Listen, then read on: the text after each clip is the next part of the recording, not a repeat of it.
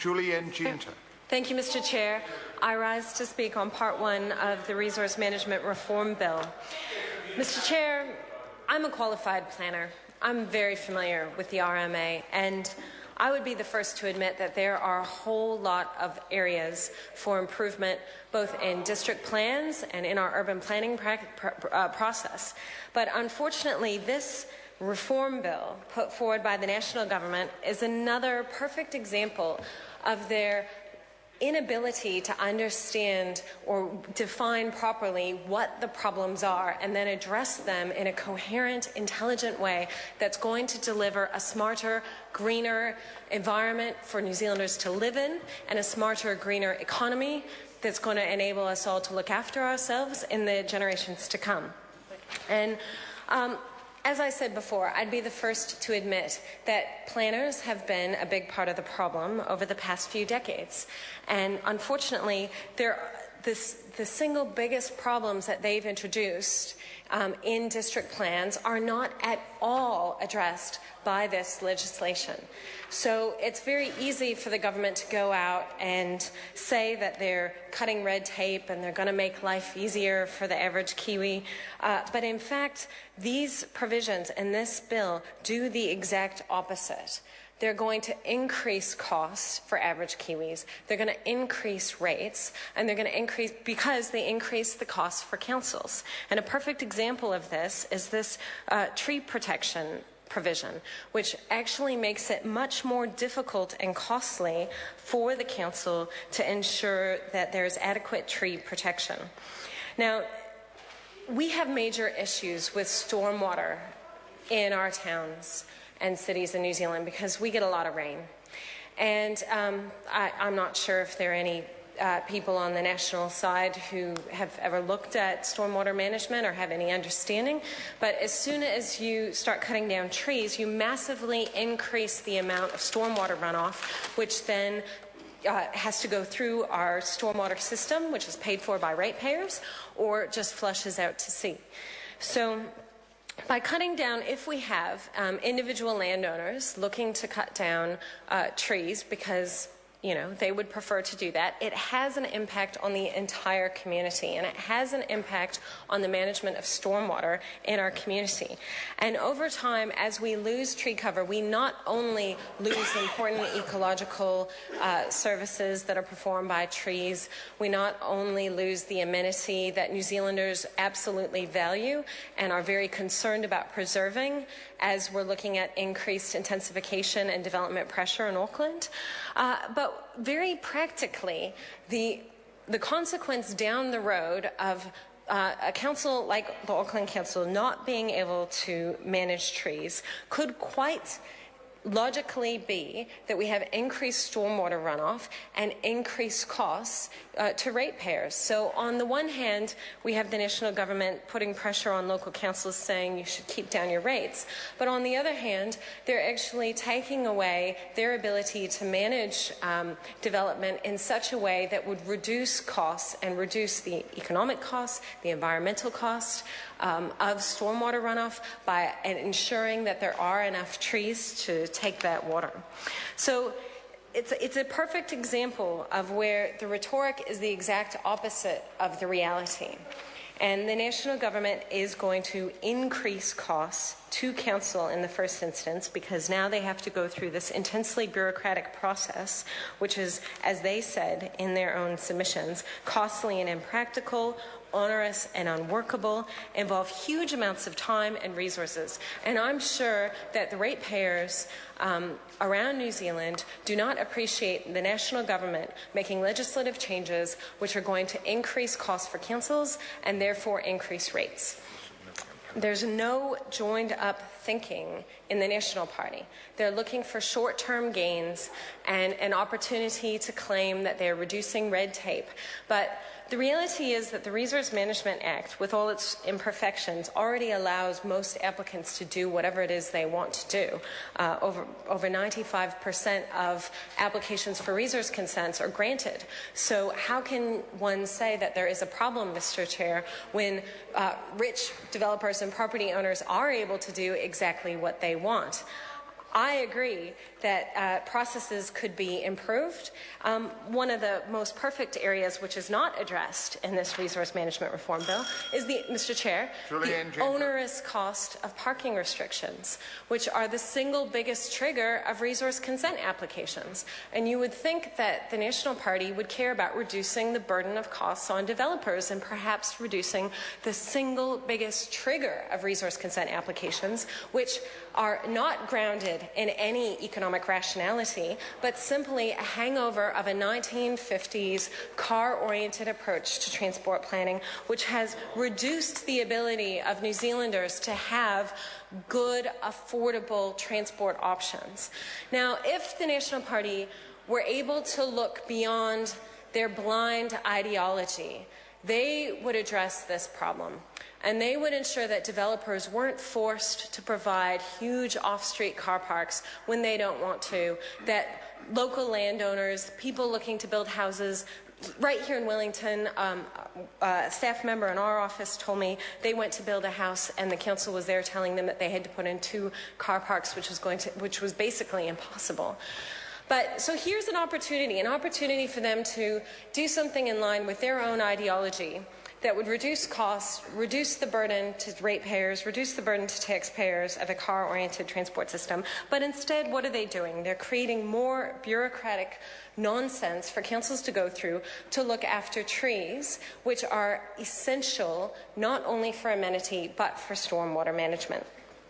Of course, this legislation also increases the bureaucratic analysis needed for Section 32 analysis, but it is only looking at the opportunities for economic growth and employment.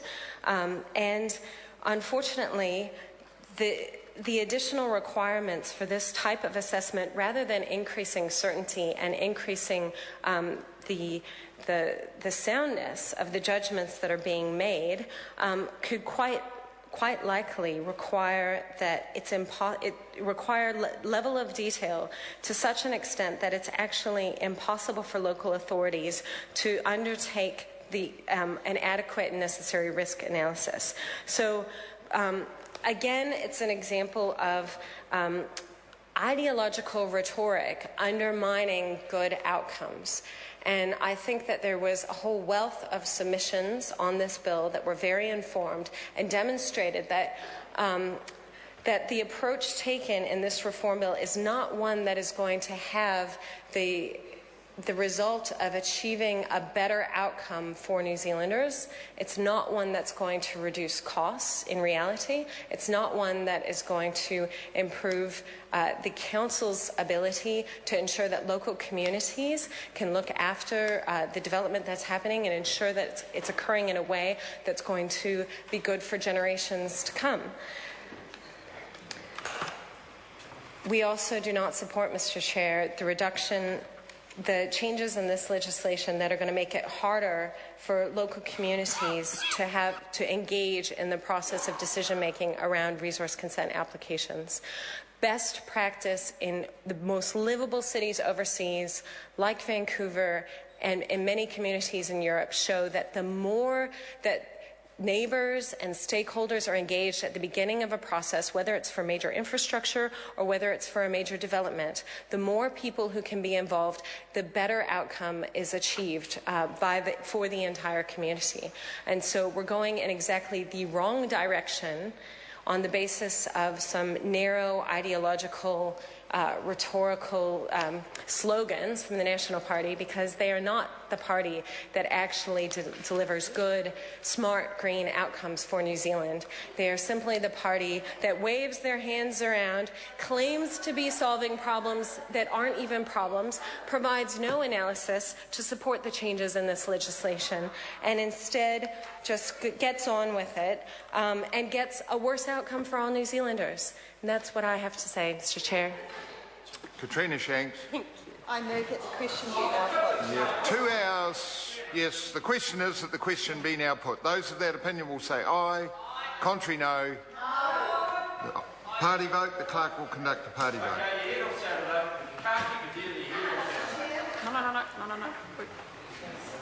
New Zealand National. 59 votes in favour. New Zealand Labour. 34 votes opposed. Green Party. 14 votes opposed. New Zealand First. 7 votes opposed.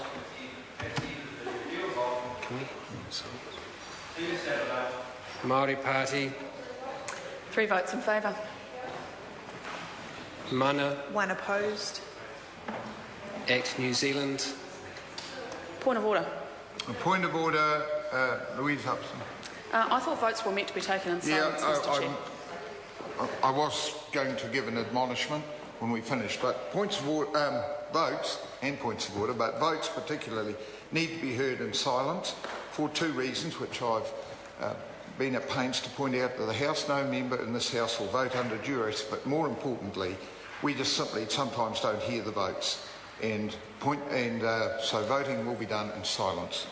The clerk, continue. Act New Zealand. 1 vote in favour.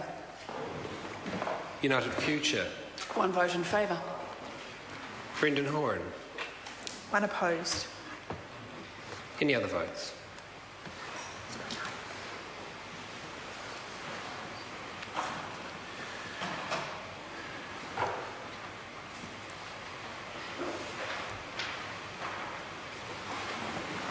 The ayes are 64, the noes are 57. I will put the questions. And the first ones are the Minister's amendments set out on SOP numbers 285 and 324. The question is that the Minister's amendments be agreed to. Those of that opinion will say aye.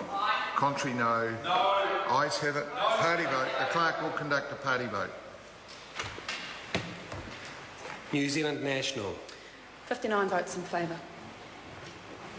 New Zealand Labour. 34 votes opposed. Green Party. 14 votes opposed. New Zealand First. 7 votes opposed. Māori Party. 3 votes in favour. Mana. 1 opposed. Act New Zealand. 1 vote in favour. United Future. 1 vote in favour. Brendan Horan. 1 opposed. Any other votes?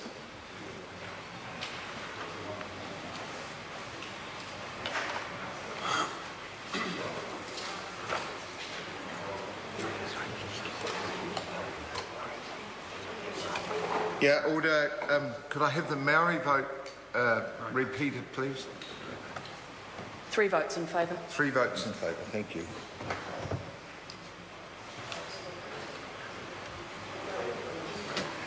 Ayes are 64, noes are 57. The Minister's amendments are agreed to. We move to Eugenie Sage's amendments set out on SOP number 282. The question is that those amendments be agreed to. Those in favour would say aye. Aye. Contrary, no. The noes have party vote. Clerk will conduct a party vote. New Zealand National. 59 votes opposed. New Zealand Labour. 34 votes in favour. Green Party. 14 votes in favour. New Zealand First. 7 in favour. Māori Party. 3 votes opposed. Mana. 1 in favour. Act New Zealand. 1 vote opposed. United Future. 1 vote opposed. Brendan Horan. 1 in favour. Any other votes?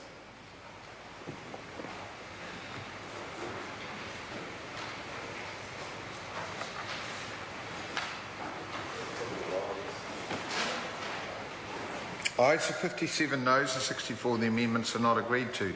The question now is that Part 1, as amended, stand part. Those of that opinion will say aye.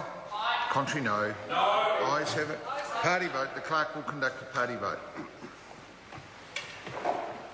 New Zealand National. 59 votes in favour. New Zealand Labour. 34 votes opposed. Green Party. 14 votes opposed. New Zealand First. 7 opposed. Māori Party. 3 votes in favour. Mana. 1 opposed. Act New Zealand. 1 in favour. United Future. 1 vote in favour. Brendan Horan. 1 opposed. Any other votes?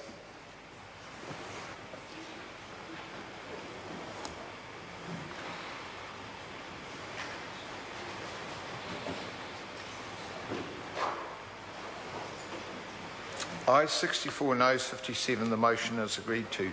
Members, we come to the debate on clauses 122 to 125, and the question is that Part 2 stand part. Mr. Chairman.